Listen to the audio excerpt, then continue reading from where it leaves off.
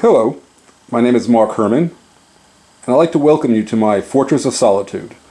Anyway, this is a room that I use for designing games, and you can see this very large table that I built that holds lots of games. So I'm going to be talking primarily about Pericles, which is right here on the shot, but I just figured I'd give you a quick look at what's coming down the pike. You will note that we have Fire in the Lake. Currently set up for the 1968 scenario, but Volko and I are working on a 1973 to 1975 expansion. I'm not sure it'll be a standalone game. Anyway, I've just started making sample cards for the new product. So we'll see how that goes. And then, of course, way down there, this is just for fun. Although nothing I do these days seems to be for fun.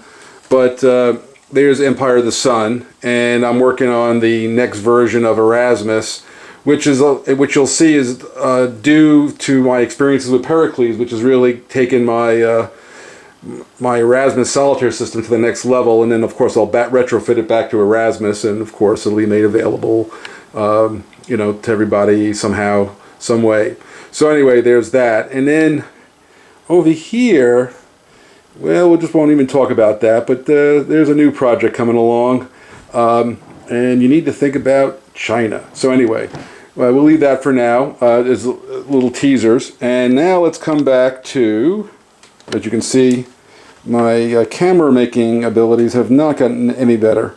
So first off, this is the basic map to Pericles, and you will see boxes, either in brown or in blue. So let's just zoom in on one. There's the Cyclade Islands. You'll note that it's a blue box with blue lines connecting it, so you should be thinking a naval theater. If we pan up to, there's Amphipolis, also Thrace, but I named it for the, how the Athenians would have looked at it as the battle for Amphipolis. And so there's another, that's a land theater, and you'll see the connections there. And the forces in this game, that's a yellow cube. So basically the color scheme, by the way, just so anybody who gets into this thing, I'm doing the best I can. I have a lot of friends who have difficulty with green and red, so I'm using only primary colors, white and black. I've looked up the various things, and that's the best I can do. So blue is, here's Athens, and whatever, those wooden sticks are triremes. The blocks are hoplites, and the circles are bases, fortified bases, which are also land and naval forces in and of themselves. And so that's Athens, and of course, you got to say it, this is Sparta. And in fact, if I can do both of these things simultaneously, that red meeple is the 300. That actually was one of the few, the way the Spartans were organized with their regiments were by, they had these regiments, I think there was 10 of them or whatever it was, but they were all built around, the Agog and their system of, how they, supplied folks. But there was the king and his color, it was 300. They were voted on, 20 and 30-year-olds who were elected once a year to be in that unit. And so we actually have that unit as part of the game. It's kind of a cool piece. Yellow represents the Peloponnesian League. Red is Sparta. Blue is Athens. And white is the Delian League. And so those are the colors that I'm going to use in the final. And I'm sure I'll hear a lot of folks tell me how much they hate this color or that color. But in the end, those colors are the most distinct from the perspective of being able to tell a difference. So, and then here's a close-up of the Hellespont. You see an Athenian naval unit, an Athenian hoplite, and a white Delian League base in the Hellespont. And you'll see also, I think it's just right behind here, but you see that's the word granary, and that's a granary theater also, which is important in the game. So, what I'm going to try to do in this video is walk you through a turn and show you the Solitaire system. I'm actually going to have the bots. Oh, and by the way, on this side of the board is the assembly. This is the political part. This is the Spartan, assembly. And then here is, although it's of course we'll just walk around so you can see it. There's the Athenian equivalent. And so hopefully you're not getting dizzy. I know I am. And so now we'll start to walk you through a turn.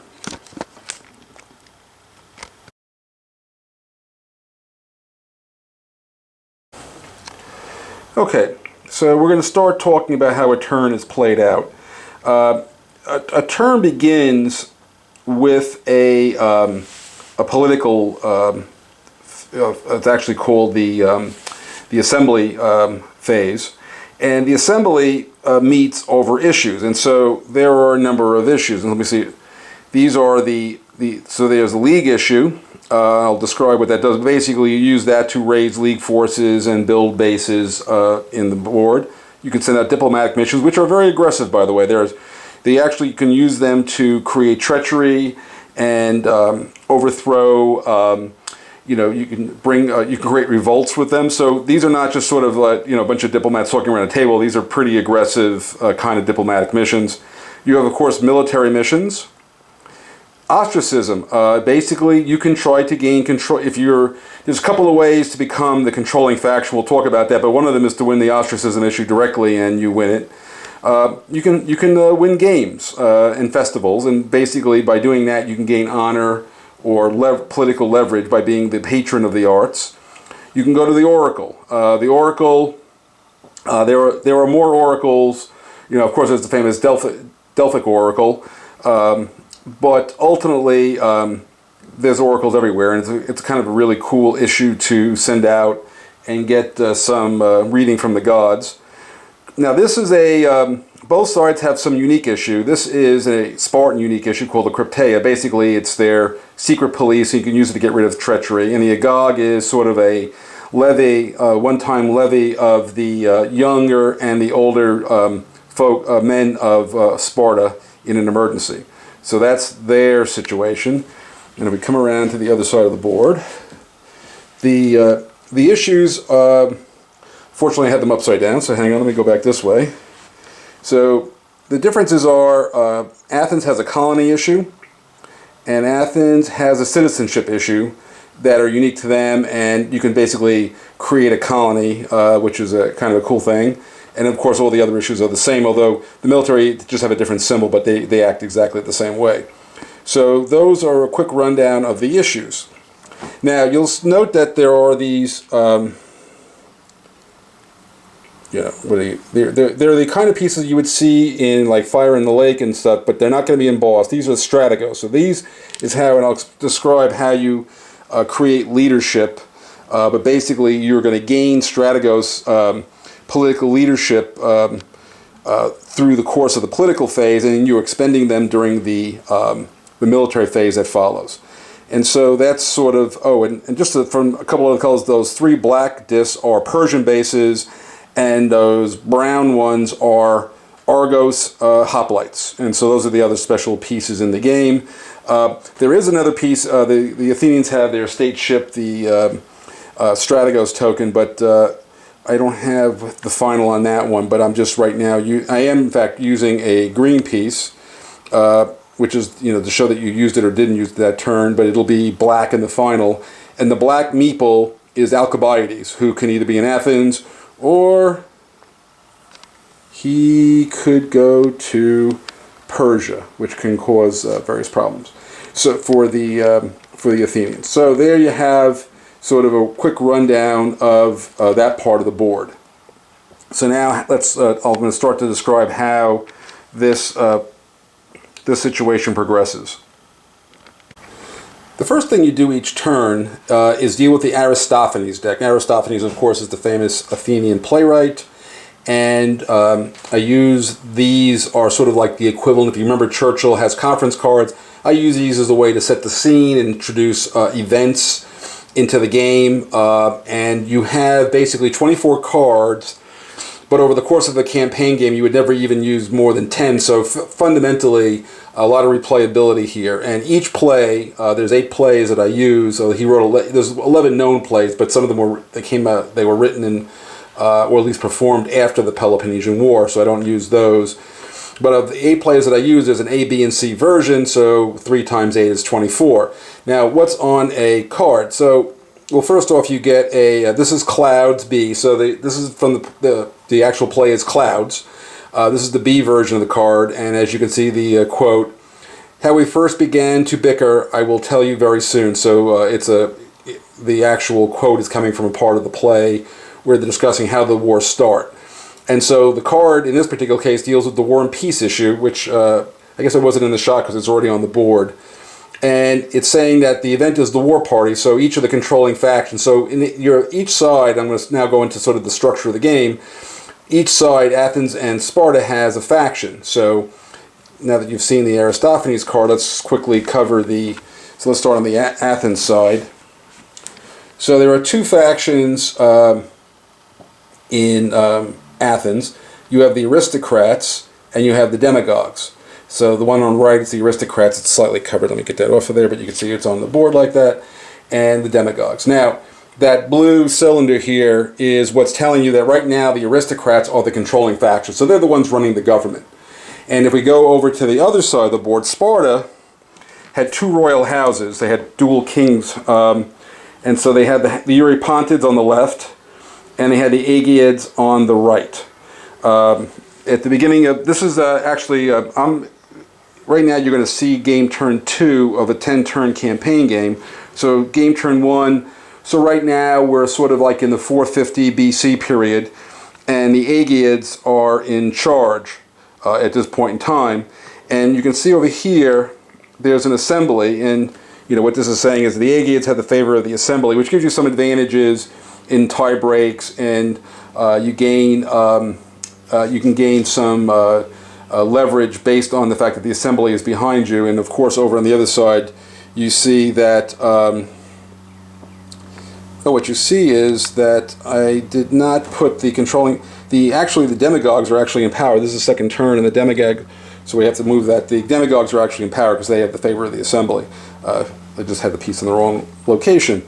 Anyway, so, and based on the card, if you go back to this card, you see it says place on the controlling factions 1 space. And so what you'll see on the board is, well, you can see it in the 1 space there. That's the War and Peace issue. Obviously, you're looking at that side's upside down if you were, obviously playing across from each other. But on the Spartan side, which is where I'm standing, you can see the Aegiads, who are the controlling faction, of the War and Peace issue. Now, what does the War and Peace issue do is if either side has a faction that wins the War and Peace issue, it's going to change from war, and from peace in this case. It happened to be a peace because you can tell that by the white pawn tells you that you're at peace. It would be replaced with a black pawn. There's the black pawns. And so if either side wins the War and Peace issue, war is going to break out. Now you fight, by the way, you should note that you can fight during peacetime. It's just that the Spartans and the Athenians can't come to direct blows during peacetime, but that's about the only restriction.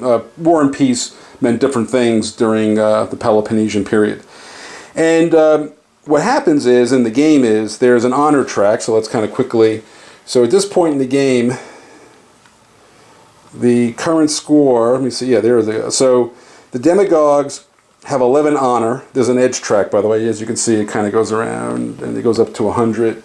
I have yet to see anybody break 100. No, we did it once, but it's rare. But of course, the piece has a plus 100, and if anybody gets to 300, I'll sign your box if you can prove it. Then you'll note that the Eurypontids and the Aegiads, so that's 10. They're at 6 and 5, and the aristocrats are having a bad go of it. They're in the 3 space. And the way that the game works is right now the combined Athenian score, because that's who's in first, right? So it's 11 plus 3 is a 14 versus 11. So the game is a 14-11. So right now Athens is winning the war by, it's very close. For a 3-point spread is almost nothing in this game. So it's practically a tie. And if the war were to end right now, the demagogues would win the game. So in other words, you have to be on the winning side. You have to have, your side has to win the war. And if your side does win the war, then the guy, it could be a girl of course, who has the most honor, that human wins the game. So now how do we go from here? Okay, what you're looking at right now are the, each player has a faction leader card. On the one on the left is the aristocrats, the one on the right is the demagogues, and so this is like your home card. In other words, every turn, this will be one of the 7 cards in your hand as you go forward. And you can use your faction leader card several ways, but the main way is to use it to win an important issue. So let me see if I can get this thing closer. By the way, the design of these cards is by Francisco Colmenares. He did a phenomenal job, and I should say that the map design was inspired by David Doctor, and then my good friend Jonathan Haber and his company Cluin, with a professional artist named Peter, were good enough to take that to the next level. So we're in pretty good shape art-wise at this point in time. But anyway, going back to the card, and you can see that it's a strength of 5, and then again, over here, you'll see it's a +2 if it's used on the War and Peace issue. And so that means that this card would be like a 5, would be a 7 against that issue, otherwise it's going to be a 5. And if you, however, use it at the end of the assembly phase to work the strategy board, it'll generate strategos. That the number that's 1 strategos, 4 strategos. So it's going to be more valuable for strategos later in the turn, and you get those from the strategy board. There's always 5 strategos in that. See the 5 strategos tokens lined up there? That's the strategos board, and those will be divvied up amongst the 2 players based on circumstances during play. And so now let me sort of deal out a hand of cards, and since I'm holding this camera, I have to sort of stop and start. Okay, so each deck, the Spartan and the Athenian deck, each have 30 cards plus the 2 faction leader cards with 32 cards. Now, what you have here is every turn you will be dealt 9 cards plus your faction leader card, so you'll have 10 cards. And of these 9 cards, you always have to use your faction leader card, but of these 9 other cards, which I'm going to go into some detail in a minute, you're going to take 3 of them and create what is called your entourage. The actual Greek term, at least for the Athenians, is called a brain trust, is the actual translation, but at least that's my understanding of it. But the point is, you're going to take 3 of these cards, and there's different strategies for which cards you would keep or toss, and then you can basically use those 3 cards of your entourage. They go into the next hand. You can then use them then. So in other words, if you want, you can start to build up strength in a particular issue, or you could dump weak cards, or a whole bunch of things like that. So a bunch of strategies with that. So let's now look at one card. Okay, so this card, now you'll note that each card has a strength in the upper left. So, and the name is the name of the, in this case, they're the names of each of the Athenian tribes. There was 10 tribes. This is the 9th tribe, Atlantis. And you'll see there's a 2nd tribe. And the card each has 2 parts. The top part, if you're the aristocrat, you use the top part of the card. If you're the demagogue, you use the bottom part of the card. And obviously, since you're dealing out 2/3 of the deck, a lot of interchange of when you do or don't get these various people. So, like for instance, in this card, this is Pericles the Younger. You'll note there's a short blurb on each one of these things. So you just get a quick note of who these people are. There'll be a little bit more notes in the playbook. And if I play this as a regular card, it's a 1. If I play it on a military issue, it's a 3. And no matter what happens, if I play it on the issue that's aligned there, I will get 2 strategos tokens. If I was the demagogue holding this card, this one's good for this one's military, this one's diplomatic. It's a different person, and it plays a little bit differently. So again, and just so you know, numerically both sides. Here's the famous Nicias. He plays. Now this is what's important here is that you'll note that from the Aristophanes card in this particular turn, the War and Peace issue is already in play on the 1 space, and so the aristocrats have Nicias, and if they want to, he's quite powerful against that particular issue and gives a lot of strategos tokens. So in other words, there's a card we probably would want to keep in our hand. Here we got Hagon. We've got, and this is that Thucydides, the one who wrote the histories. He was an admiral before he got cashiered, and you can see that in the quick text.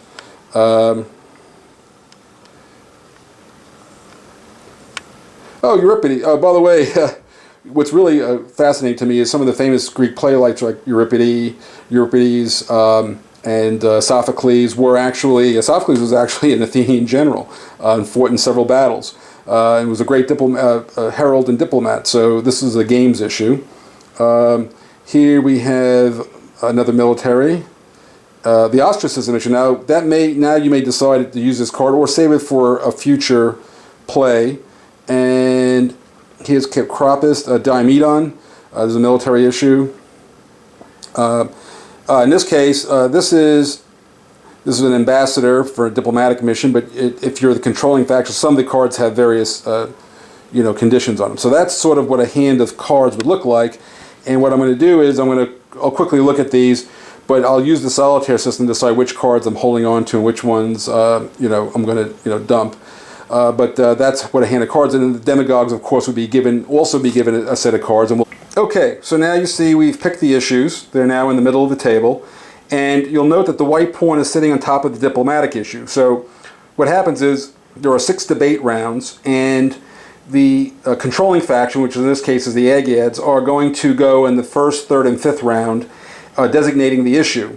And then in the 2, 4, and 6 round, the Eurypontes designate the issue. So now here's how this plays out. I got to put this down for a second and get the cards. So what happens is each player, unlike Churchill, each player will simultaneously pick a card and show it, hold it face down, and when both sides are ready, you then flip them over. So this is what it would look like just before the flip. Now I'm going to flip them.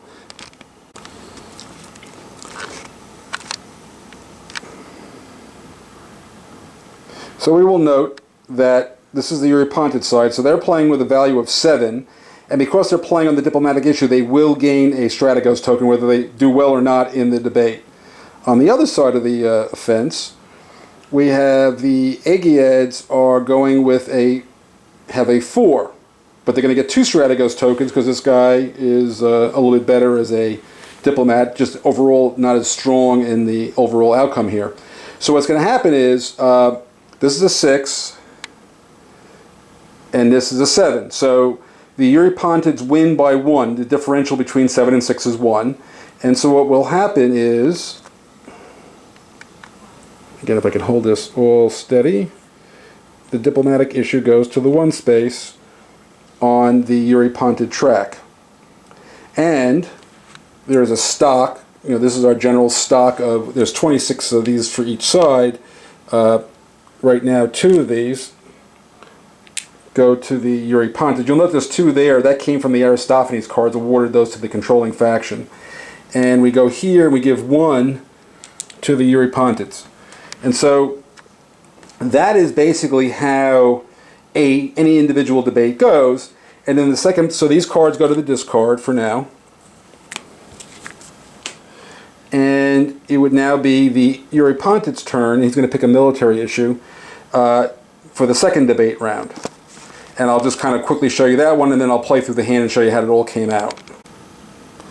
Okay, so now the military issue, and lo and behold, not surprisingly, now one of the things that the Aegiads would have known is that since they weren't holding this card, Garcia 1, given that there's only 12 cards not picked, there would be a chance that Brasidas was going to be in the other player's hand. Again, it's like any game, you don't know that now, but if you play it enough, you start to learn who the individuals are and what they do.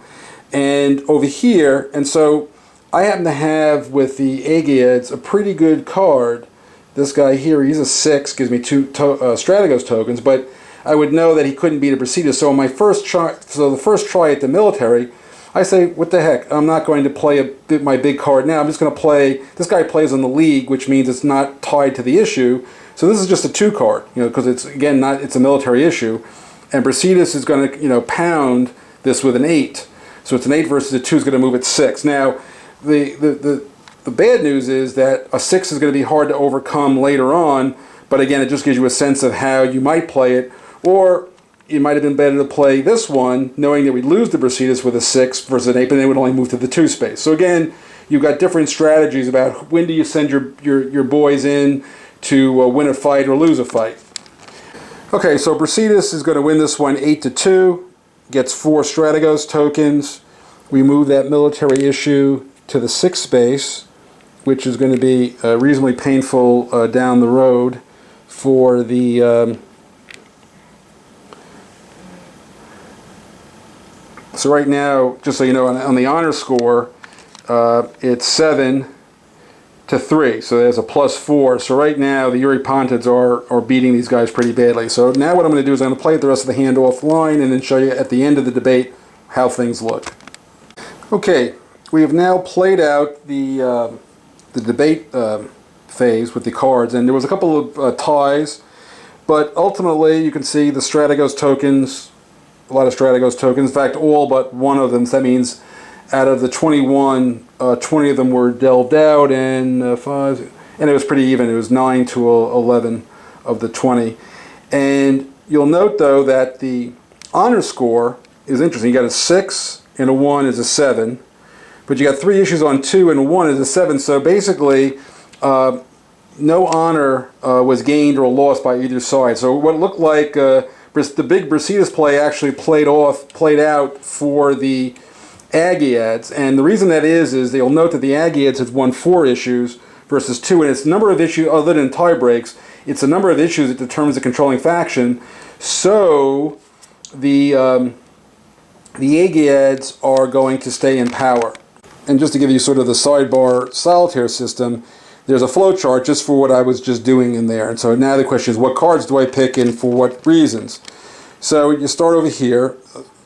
Is it Formio's issue debate choice? In other words, are you picking? If the answer is no, you pick the strongest card aligned to the issue, else strongest card. So you're going to play a strong card. Formio sometimes is not that subtle.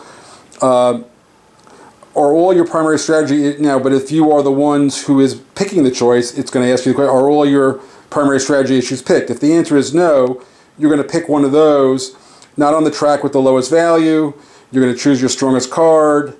Is the card feasible? Now, there's a concept in the game of feasible. There are situations, I'm trying to build some reasonable logic in, saying that if I play the card and all I'm going to do is lose, if the answer is it's not feasible, it's going to do something else. If it is a feasible play, it's going to play the card and debate the issue. So in other words, for example, in the thing you just looked at, a military issue on the 6 space is not a feasible play. There's actually a little bit of a formula here that it uses, which is written right on the card. Again, these will be made pretty by somebody down the road. However, if all of your primary strategy issues are already in the winning position, or what you're supposed to do is infeasible, first you're going to say, is somebody trying to win the ostracism issue? If the answer is yes, you're going to fight for the ostracism issue. If the answer is no, it's going to say, is the war and peace issue at play? And in this case, it is. So we might end up in this location during this thing, and then choose most feasible issue card combination, and you play a card. So in other words, there's a pretty solid logic about what to do with the Solitaire bot. So, as we said, the Agiads stayed in control because they have 4 issues to 2. And normally the assembly would move in their direction, but it's already in their favor. So, because they already have the favor of the assembly and it can't move any further, they actually do gain 1 honor, and the Eurypontids lose 1 honor. So, instead of the score being 5 to 6, the score is now 5 to 6 is 11. The score is now 7 to 4. So the Agiads have picked up a little bit of ground on their other faction, but again, the total score for Sparta hasn't changed. It's still an 11. And so now I'm going to show you how it turned out on the Athenian side. Okay, so here's the Athenian side of the table. You'll note that neither hand had a good league, and so I've chosen to each side pick one of the league issues to get that on the table. And then more interestingly, the aristocrats would like to get control of the government back, and because of the card some of the cards they're holding, they just started to put the ostracism issue on the table. And so if whoever wins the ostracism issue, regardless of how many issues you win or lose, if you win the ostracism issue, you're in control of the government. And so this always sets off a little bit of a diplomatic fight, plus you have the war and peace issue. I should also note, by the way, that on the Spartan side, the war and peace issue never moved off the 1 space, and so once this phase is over, Athens and Sparta are actually at war. It only takes 1 side to make war, but it takes 2 sides to make peace. So here's the end of the Athenian debate phase and assembly phase, and you'll note that the ostracism issue is in the middle. In fact, one of the only time that Formio will use his faction leader for an issue is when it's ostracism, And so the ostracism issue, 2 strong cards were used, and ostracism went nowhere. So therefore it goes to the side that won the most issues, and you'll note that the demagogues won 4, and the aristocrats won 3. And so the favor of the assembly will give an honor point to the demagogues technically. But here's the issue. You'll note if you add up the 4, 5, 6, 7, 8, 9, 10 versus 6 on the score of the debate issue strengths, and so that's a difference of 4. So basically the score was at 11 and 3 for 14. So the demagogues would win 4 honor from the aristocrats, but you can never go below 0, so they can only gain 3. They maxed out. So right now the aristocrats have 0 honor. That's maybe a funny statement in and of itself. And of course, the favor of the assembly also went to the demagogues, but again, there's no more honor to gain in Athens. It's a pretty low. The aristocrats are basically totally humbled, and so sometimes wiping your opponent off the face of the earth to a 0 has, you just can only gain so much from it. You can only get so much from a dead horse, as it were. So right now, the aristocrats are in tough shape. You'll also note, though, that we're at war, and so we'll be changing up the tokens. And now we're going to go into the strategy board phase, and then we're going to go into how we now get to the war phase. Now this is a situation in Athens. You'll note that earlier on, the demagogues used their faction leader card to fight off that ostracism play. And so their last card is just one of their normal card. A normal card is always worth 1 Strategos token. And so since they're the controlling faction, they're going to get 1 of the 5. But the aristocrats, because there's 4 left and it's pre-plague, they're going to get 4. Post-plague they only get 2, but they're going to get 4. So the split's going to be 1-4, even though so the penalty for using their faction leader card was effectively that they're not going to get a good cut on the strategy board.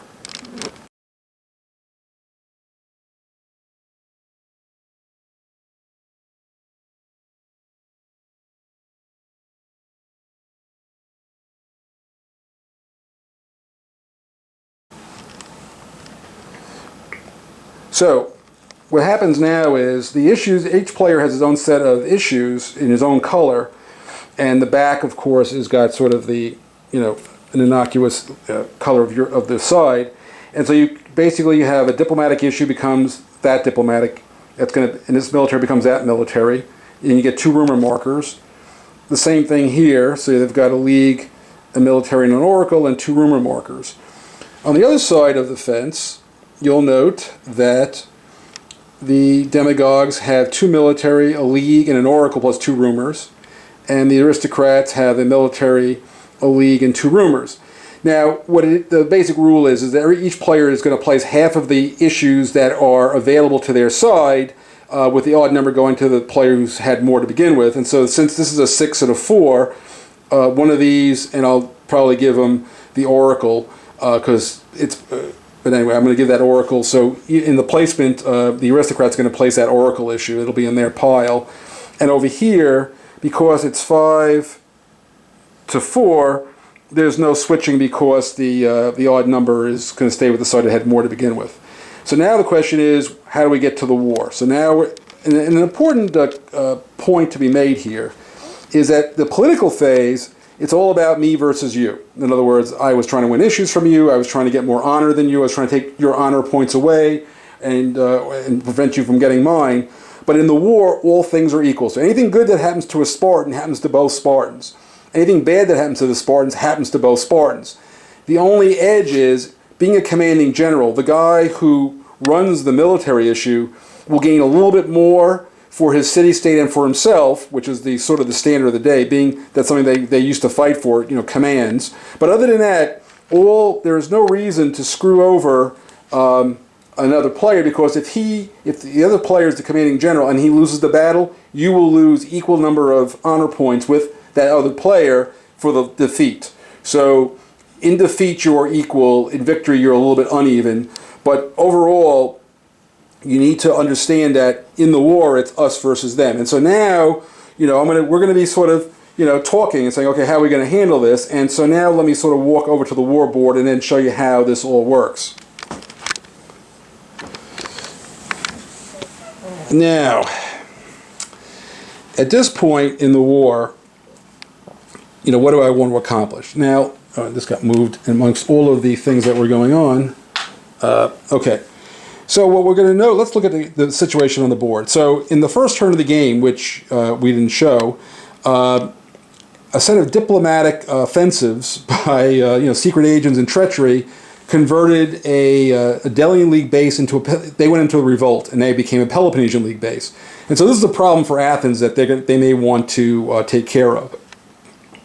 We do note that the Hellespont, we have access to a granary. So Athens is not upset with things, at least as far as the granary goes. However, this is early in the war, and we're still fighting the Persians. And Athens is the leader of the war against the Persians. And so if we don't basically get control of the Eastern Mediterranean and basically force it into the war, we're going to lose honor as the Athenians broadly. So we've got this little problem of how to deal with the war with Persia.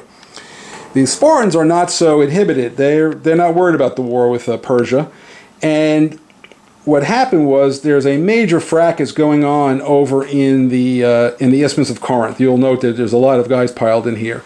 One thing that will change in the final map once I get into an art department is this box is going to get substantially larger than it is now, but I don't have the ability right now to move everything around. But even at its current size, I can get everything that's about as jammed as any space gets.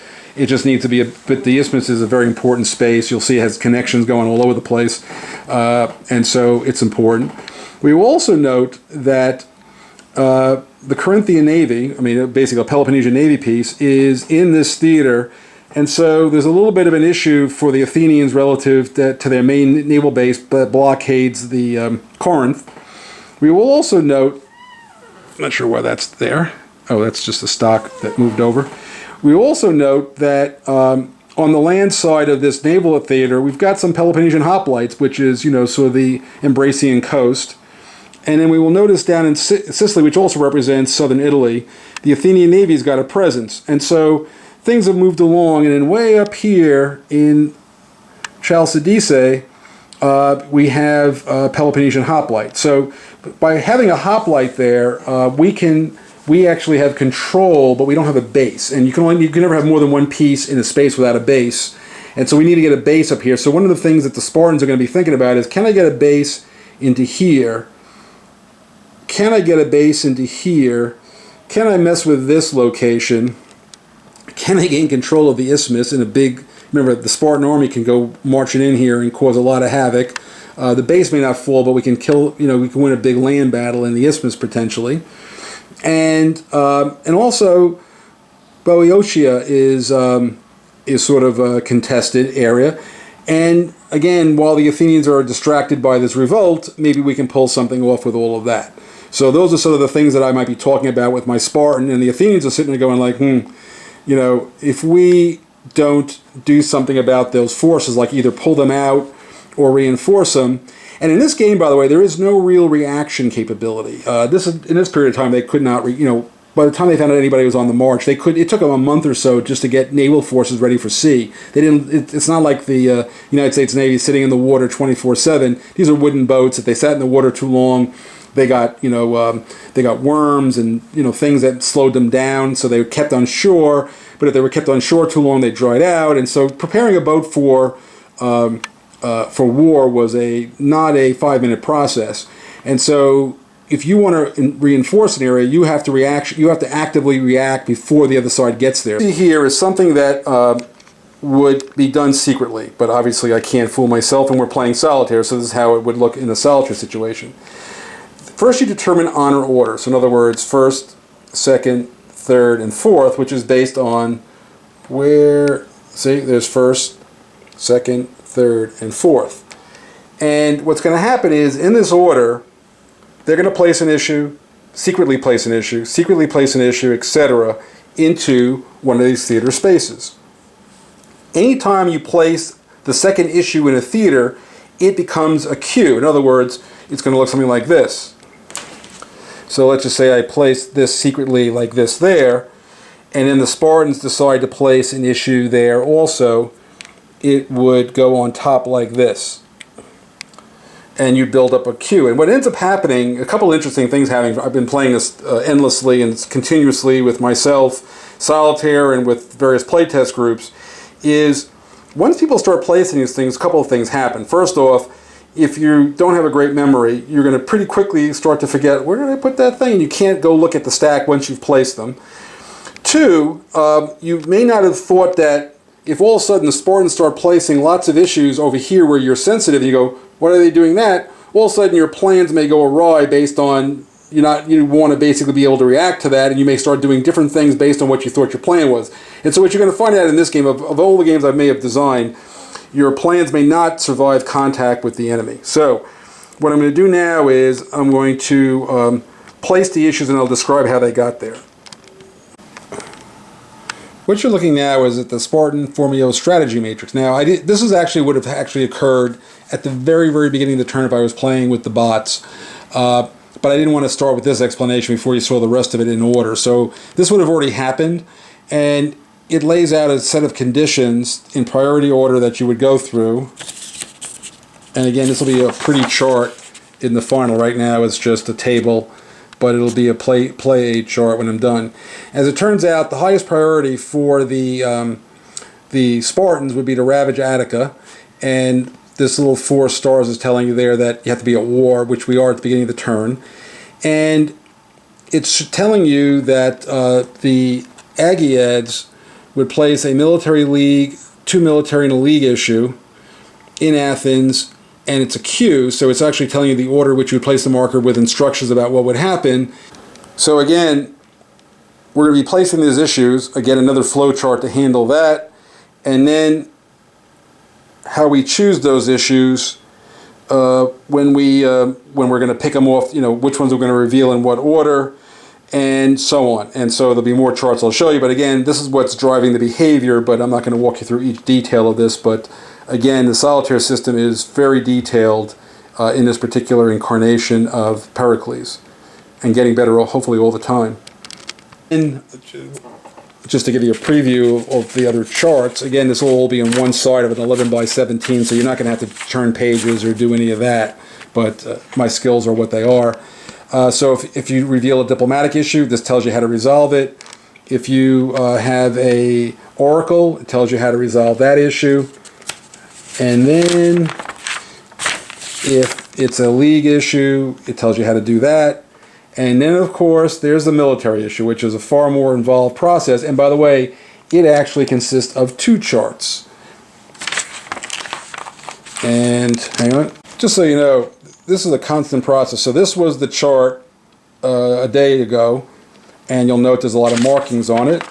And here is the current version of the chart. So again, I'm testing the heck out of these things, and this is how you basically move forces to fight a battle and sending naval and land, and it's pretty involved. But again, if you just follow the decisions and yes, no, and do what it tells you to do, everybody ends up where they're supposed to end up in the game.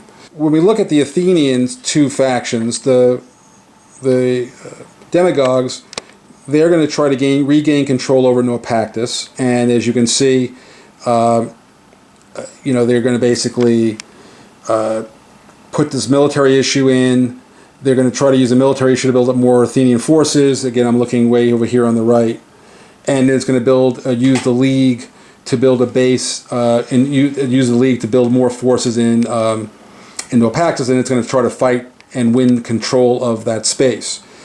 The other faction is never, the first priority goes to the controlling faction, but the second faction will never take the same priority unless you somehow got to the very end of the chart, and then it's random. So I'm sure somebody's going to write me and say it happened, but it's never going to happen. So the other faction is going to try to end the Persian War, because the other one's doing that. This is going to go to the next one here.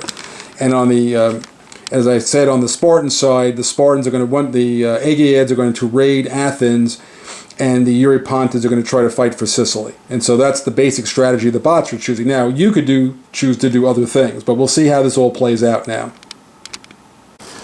Okay, so using the logic of the various charts, over in Sicily, there's a queue of 4 issues, and what's going to happen is we're going to turn those over in reverse order one at a time and resolve them.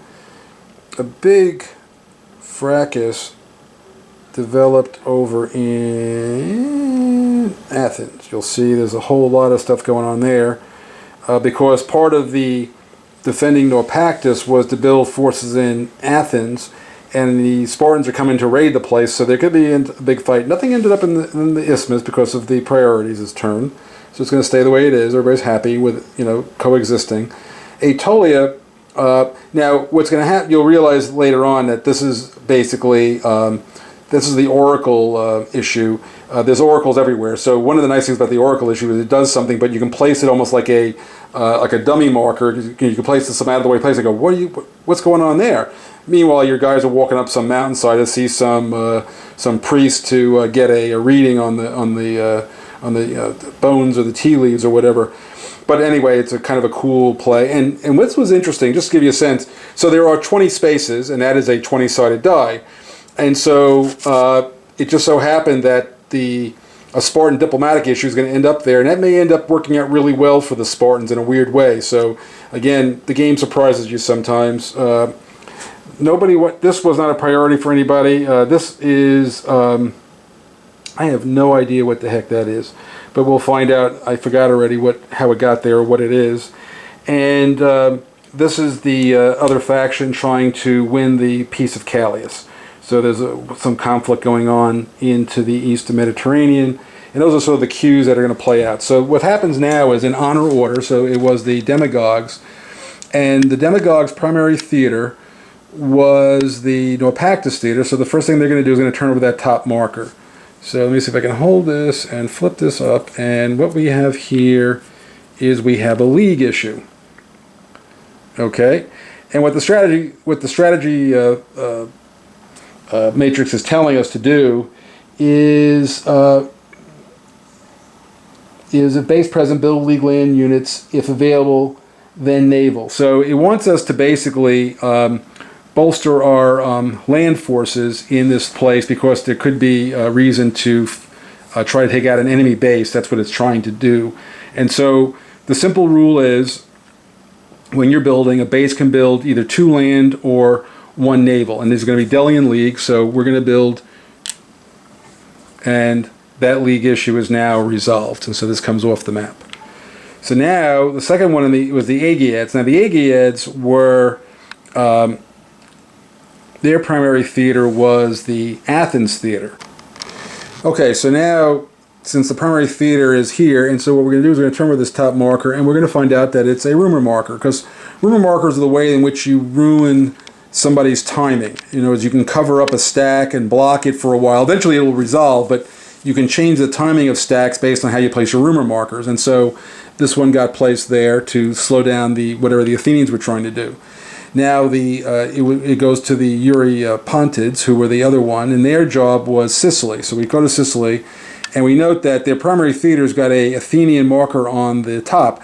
Therefore, they can't execute their mission until that marker comes off and there's a Spartan one on top.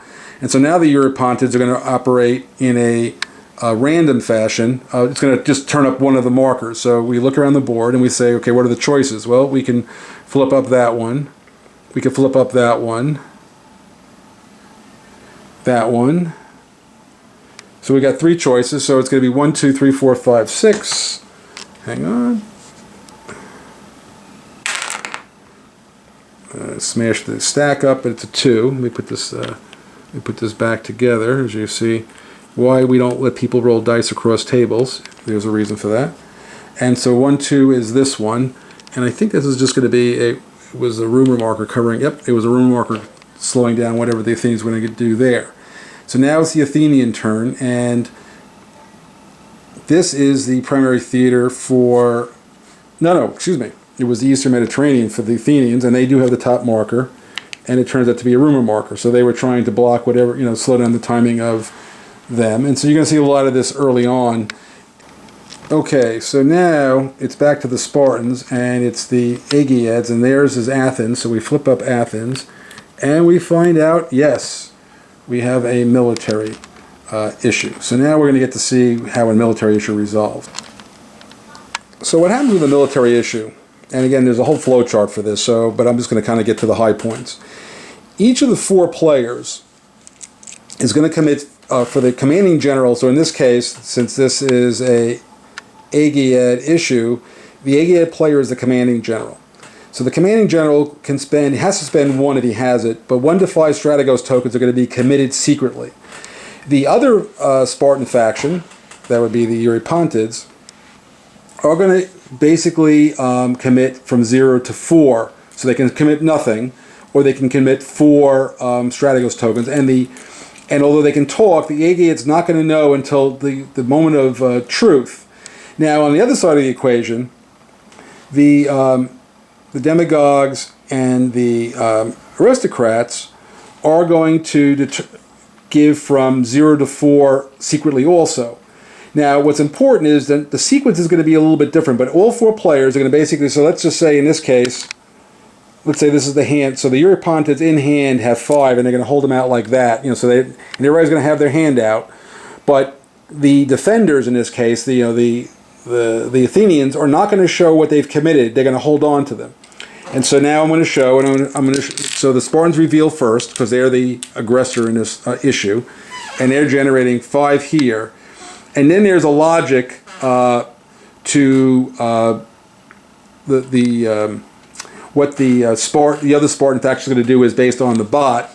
But I'm just, and so in this particular case, because the bot has other issues that it has not yet resolved, but luckily it has a lot of them, it's going to commit a die roll's worth. Okay, so according to the logic charts, the Aegeads threw in 5 Strategos tokens, and again, each player is doing this secretly. So basically, you have everybody held out their hand.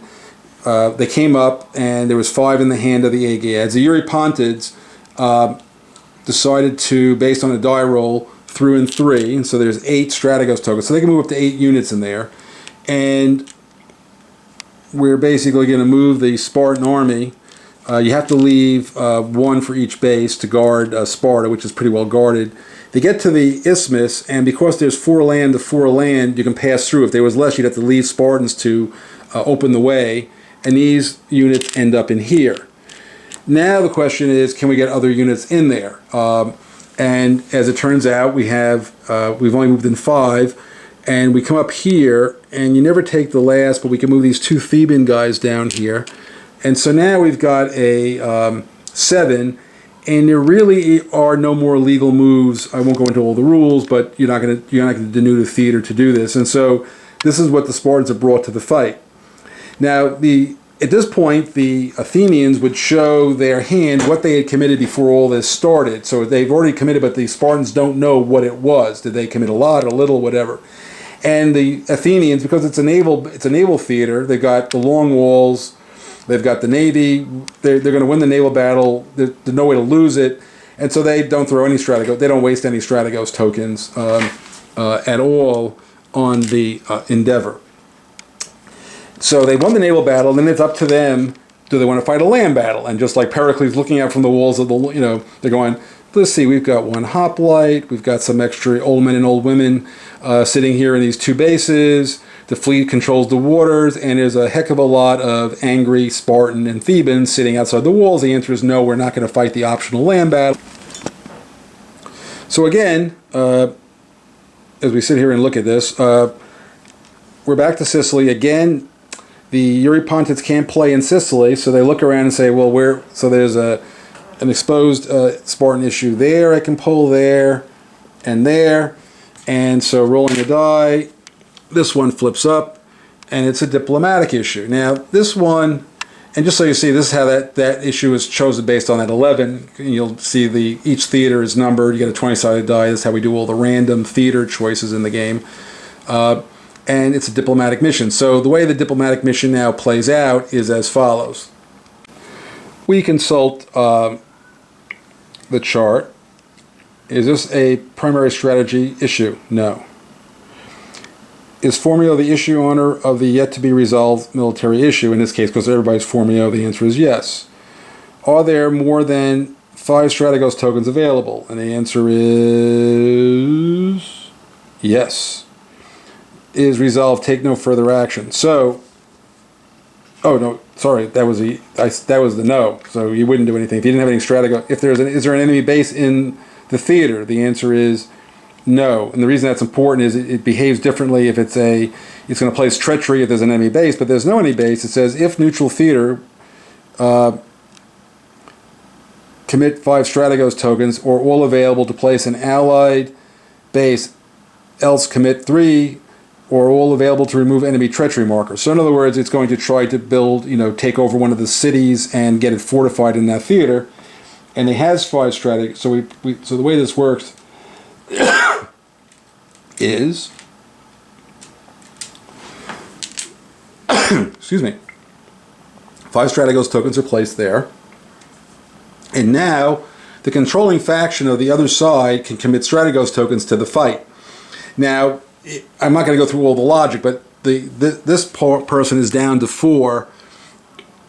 The demagogues are down to 4, and the chart's going to tell it, don't spend any. We're now going to flip up cards, and again, we come back to our cards, and again, it's a 4 and a 3. So the final score is 5. It's strategos, 5, plus 3, is an 8.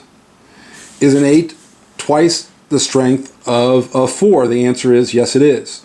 And so the Peloponnesians have convinced one of the cities that are in this region to join their side, and they get to place a base there. So that was very successful. Now, if this card had been a 5, or this card had been a 2 or a 1, it wouldn't have worked. So again, it wasn't a sure thing, even with no strategos tokens being committed. So that's how, and by the way, so while the game has no dice in combat or combat resolution, you do have the random element of the battle deck. And it's funny, I found that, the deck is set, at the beginning of the turn, and you're just flipping up cards. So you don't feel as bad about you don't get bad die rolls in this game, you're just going to get bad card flips, but it works out pretty well. So, again, these strategos tokens are expended, and we take them off the board. And now we continue.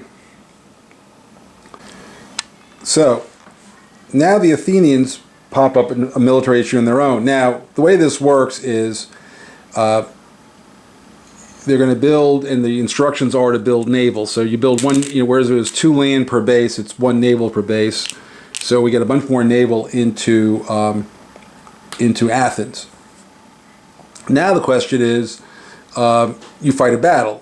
There's no Spartan naval forces, so there's no naval battle to fight, so you automatically win that battle. You can now fight a land battle. We're in the same situation as before. We still got this huge Spartan army sitting outside our gate. We're not going to do that. And so we are not going to fight a battle. We decline, and this military issue has been resolved. But these are the forces that are going to get moved off to fight in Naupactus at some point in time. So I fast forwarded things a little bit here, and now the aristocrats revealed, remember they're trying to end the Persian War, and they reveal a military issue in the Eastern Mediterranean, and the strategy instructions are to commit 1 strategos token. Since it's a neutral theater, it's controlled, it's a neutral theater, nothing's there. There is none, nobody else is committing any strategos. He's only going to commit 1. So one of these aristocrats go here.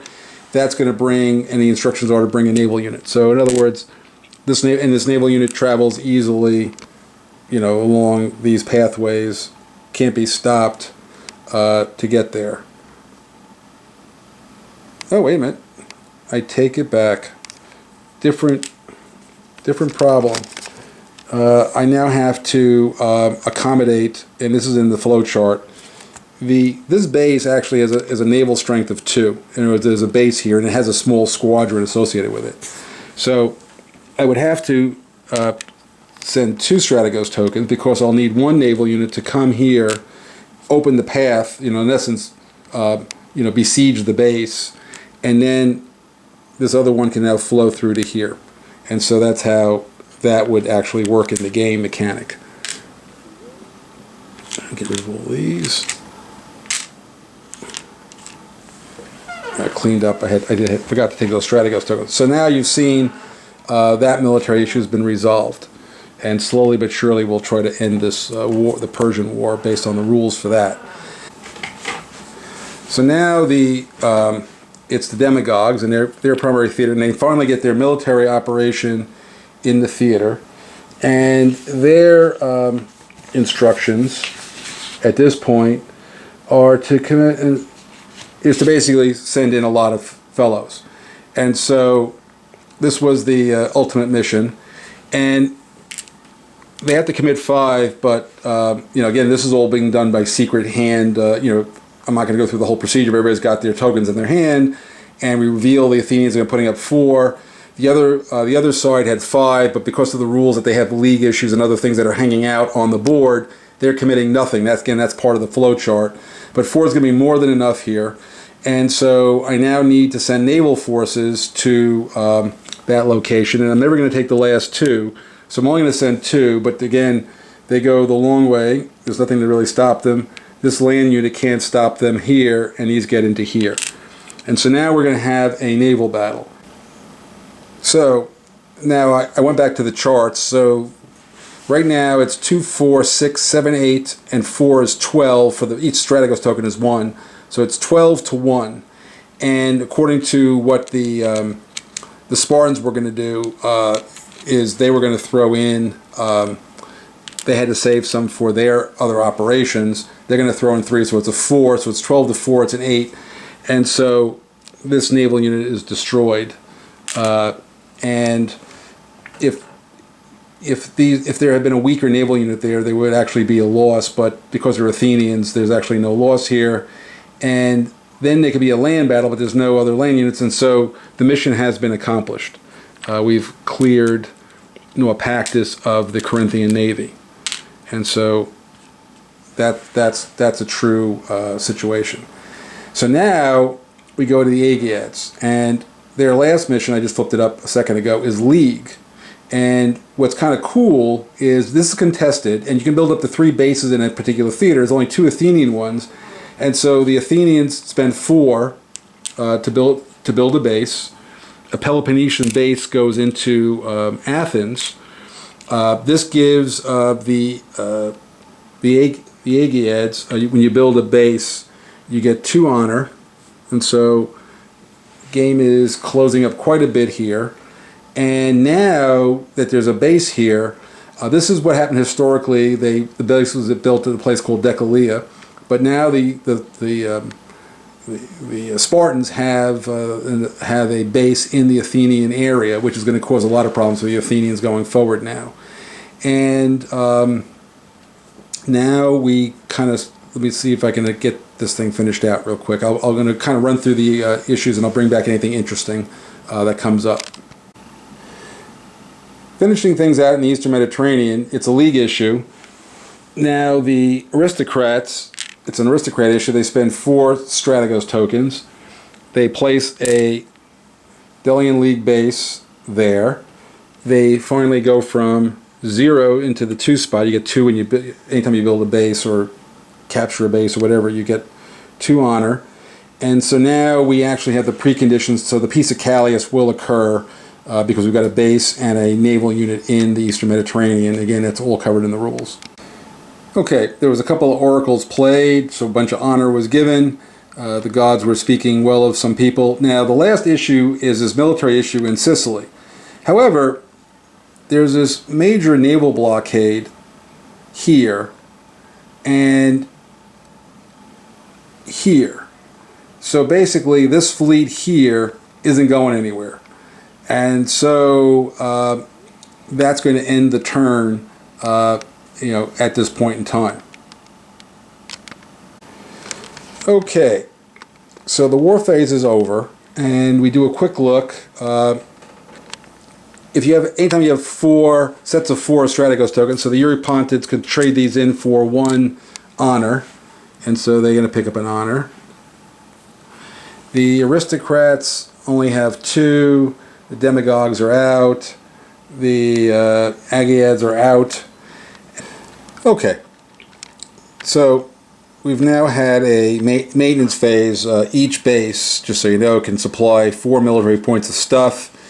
for maintenance, each land unit is 1, each naval unit is 2, and both sides were comfortably, but not deeply below their limit. I think the Athenians could have had 40 points worth of military units, and the Spartans could have had 32. Then we redeployed. You can never have more than one. Without a base, you can only have 1 unit. What I chose to do, and Spartans have to be at a Spartan base, but I can always leave 1. So I didn't want to have that Spartan get killed, because the Athenians brought back their army back into Attica, and so and the Spartan army went back to Sparta. So I then moved a bunch of the other Peloponnesian ones into that base. So there is a possibility for the Athenians to fight a land battle. So there could be a big land battle in Attica next turn, but it'll be, there's still, again, it all depends, again, going back to this idea of active reaction, the Spartans would basically want to do what they did historically. They'd want to send another big land force back into Attica each turn if they were to be in this situation, and so they'd want to have their military marker last, or the top of the queue, so that they could move their forces in first, and then the Athenians would go later. So it's going to be a little bit of a battle to see who can get the last thing into that queue, if that's the strategy that anybody wants to pursue.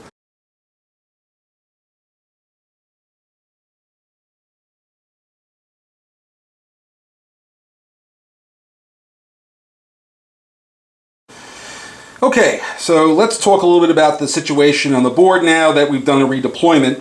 You'll see that going into turn 3, and by the way, if you were to play the first Peloponnesian War scenario, it's very possible that it could end on the 3rd turn, so this could in essence be the end of the first Peloponnesian War. It can't go more than 5 turns, but if peace were to break out now, this would be the last turn of the scenario. Anyway, so looking at things, the Spartan army has been pulled back to Sparta, which is typical.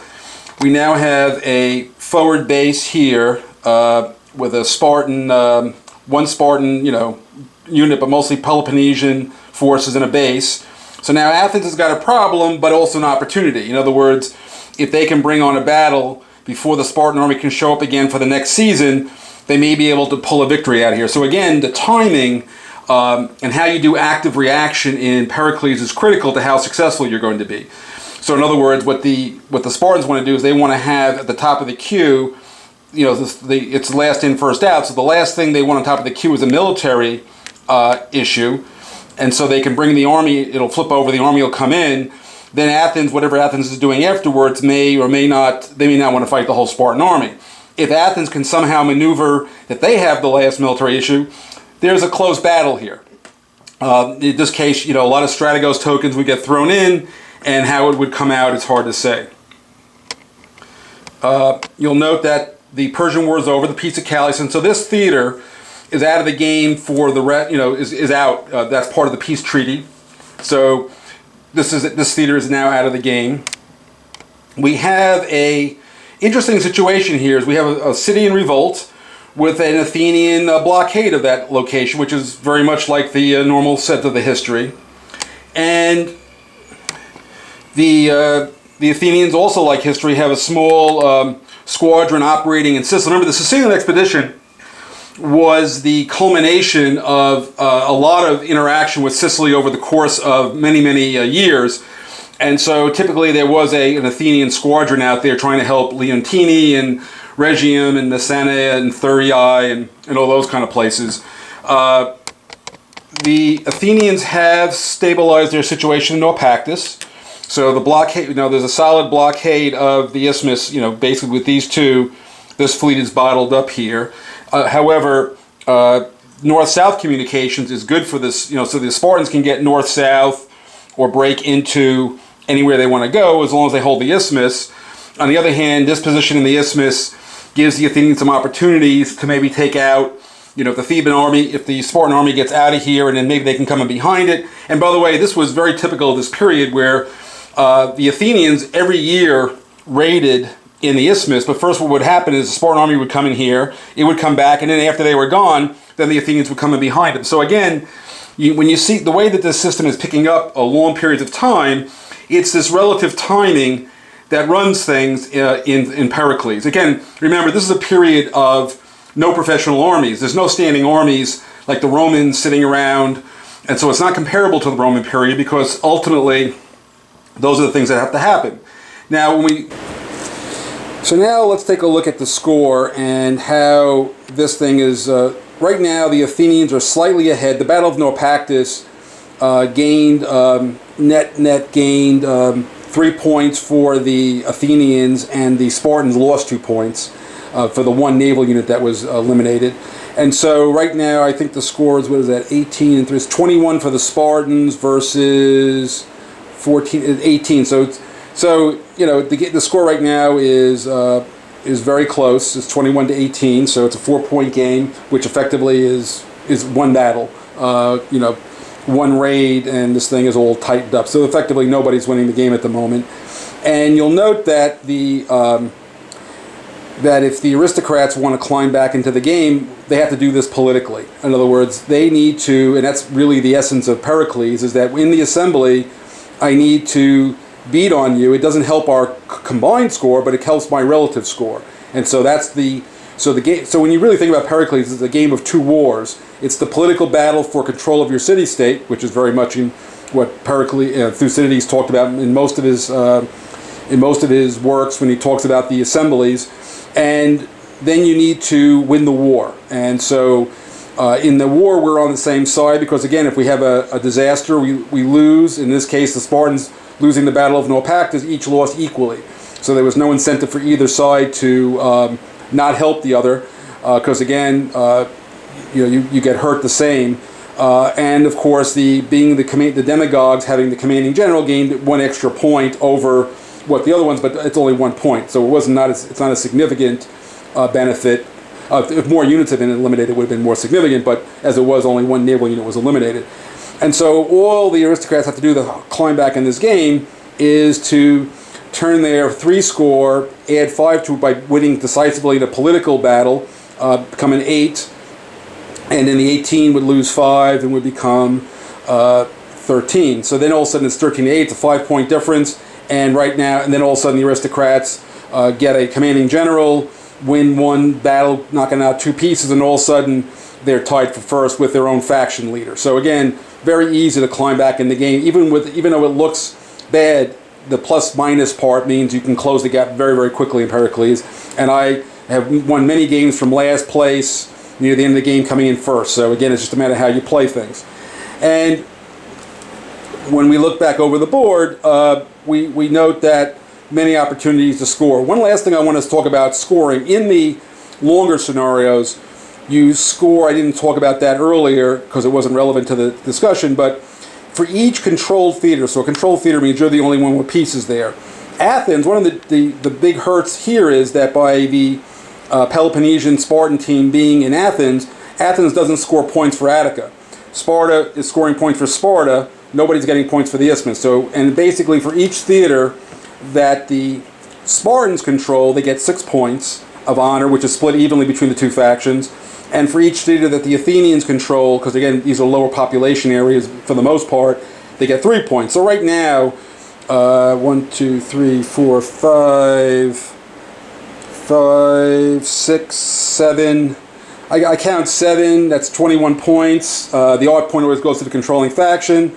And it looks like 1, 2, 12, 6 points each. So right now, Athens has a significant geography advantage. Again, that's the value of the Athenian Empire. If they can protect it, they can win the game. And on the flip side, each side gets 3 points per base. And right now, the Athenians have a few more bases. So right now, Athens is actually winning the war, but not decisively. And so Sparta has to be aggressive to start to turn that around. And again, this move into Athens was the beginning of that process. And then clearing them out of the Isthmus, etc., will start and revolts overseas, and this thing turns around very quickly. And I think that, I didn't mention it, but let me just quickly mention it, Persia. Anytime that Sparta can get a base into Ionia, or if Alcibiades, the meeple, which is done by event, shows up in Persia, you can build the Persian bases, and basically that just throws Persian gold and bases into the Spartan side of the equation, which is, and lets them build forces overseas, and it's a huge advantage once you get the Persians into the war. So I think that covers the rest of the war situation at this time. So, moving on, let me talk about a couple of other issues. First off, here's the rule booklet. The rules are very far along. Let me see if I can do this without knocking the camera over.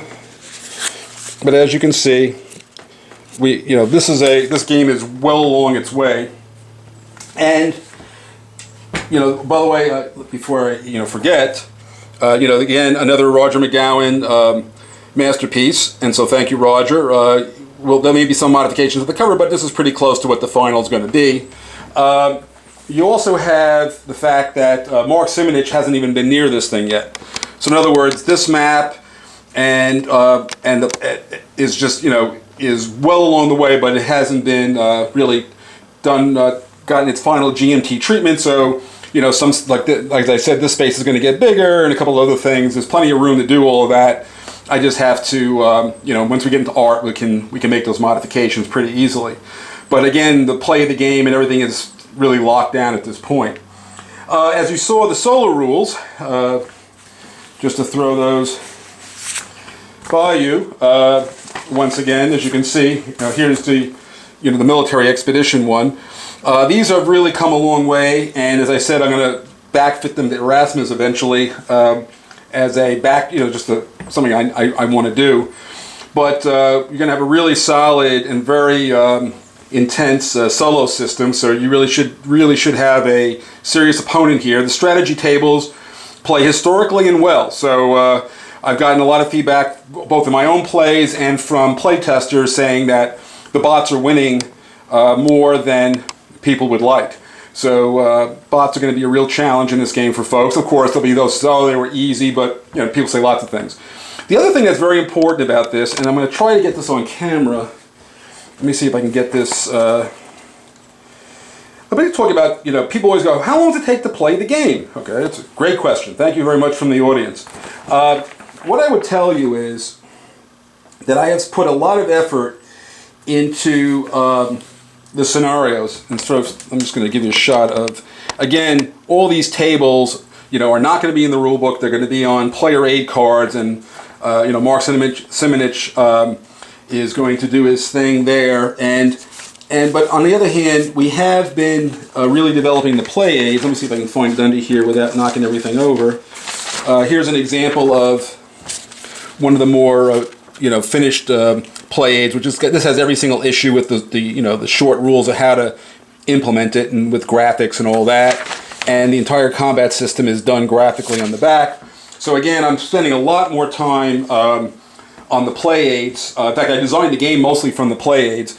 And what you're looking for in the rule booklet here is every single turn of the game has a historical setup.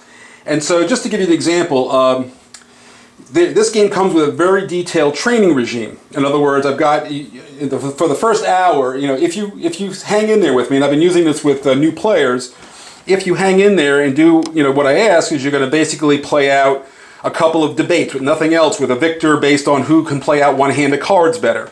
And so you'll learn how to play a hand of cards. Then there's the Central Greece scenario, which is only going to play with the Central Greece scenario. Just uses Sparta, Isthmus, Boeotia, and Athens. So it's just got 4 theaters involved, and it gives you issues, no political part, and you just learn to play out the military aspect of the game. Then there's the war in the Aegean, which is actually it's a mini scenario, but in and of itself, it's a very, very interesting scenario. Basically, you're playing with this part of the board, a lot of naval movement. It covers the end of the war, when there was a lot of revolts and the Spartan Navy was overseas, and again, a really exciting scenario. And then what you have is you play a 1-turn scenario and then a 2-turn scenario, and then basically you're fully up to speed. You should know that there are basically 10 1-turn scenarios. There's 10 turns and there's 10 setups. And so eventually you can play any one of the 1-turn scenarios in under an hour, and it's a full game, and it's competitive. Now, what I will also tell you is that I've included what I call, for historical purposes, there are, how many did I counted them up? I have 11 little battle scenarios. They're really more illustrated examples of play, but it gives you, you know, the history and the names of the battles and kind of what the forces were. And you're basically just fighting a one battle in one theater. So there's one for the Sicilian expedition. So you'd have a bunch of forces going here, and then then you're basically just flipping a card and seeing how it turns out. But at least you get a sense of where the action was during the real war as more of a history lesson. So there's going to be a lot of historical content here. And then lastly, you have what I call the one session, well, actually, there's a really good set of two-turn scenarios. The Peace of Calais, Peace in Our Time, which covers the Peace of Nicias period. We have the Archidamian War that covers the first decade of the Second Peloponnesian War. And that's going to probably end up being the tournament scenario. And then you have the two 3 to 5 turn scenarios. The 3 to 5 turns because the ending is unknown, and those are and I've played every one of those. The first Peloponnesian War is the first 5 turns of the game. Second Peloponnesian War is the last 5 turns of the game, and I've played both of those now, you know, at least 20 times, and in all cases we finished the game in one afternoon. So it's a one session, a long, you know, like a 3-4 hour session, but you can play out an entire war, although you may never get there. A lot of my playtesters just like playing the 1 and 2 turn scenarios, and that's fine too. And then of course what I'm testing here and what you saw is there is a 10 turn, you know, the whole campaign game, but of course that is more than one session.